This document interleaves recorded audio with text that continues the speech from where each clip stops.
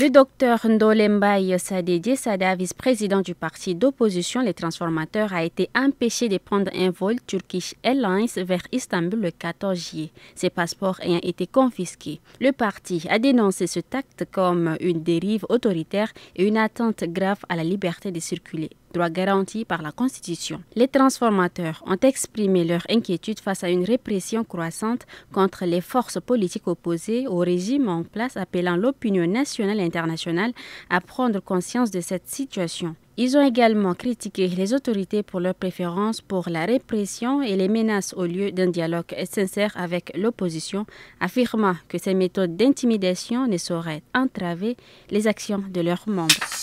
Les parents des jeunes évangélistes enlevés depuis le samedi 21 juin à Sabangali dans le 3e arrondissement de N'Djamena alertent l'opinion publique nationale et internationale sur une situation qu'ils jugent inexplicable. Selon eux, leurs enfants engagés dans des activités d'évangélisation dans plusieurs quartiers de la capitale ont disparu ce jour-là alors qu'ils se trouvaient en mission à Sabangali. Depuis leur arrestation, ils seraient détenus dans des lieux tenus secrets.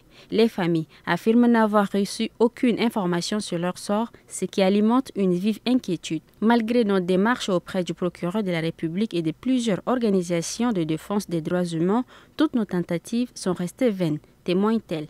À ce jour, aucune trace officielle de ces jeunes n'a été établie alors que certains souffraient de problèmes de santé.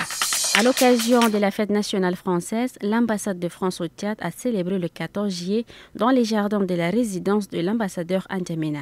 Cette cérémonie a été honorée par la présence de l'ambassadeur de France au Tchad ainsi que du secrétaire général du ministère tchadien des Affaires étrangères, des personnalités diplomatiques et de plusieurs hauts responsables tchadiens.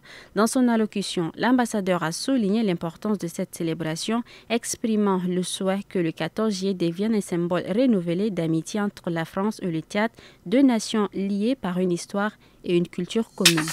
Le président camerounais Paul Biya, âgé de 92 ans et au pouvoir depuis 43 ans, a annoncé sa candidature pour la présidentielle du 12 octobre 2025 via son compte X. Son âge avancé suscite de nombreuses interrogations sur la pertinence de sa candidature et sur sa capacité à mener une campagne. Depuis le 20 mai dernier, il n'a fait aucune apparition publique, se contentant de communiquer par tweet.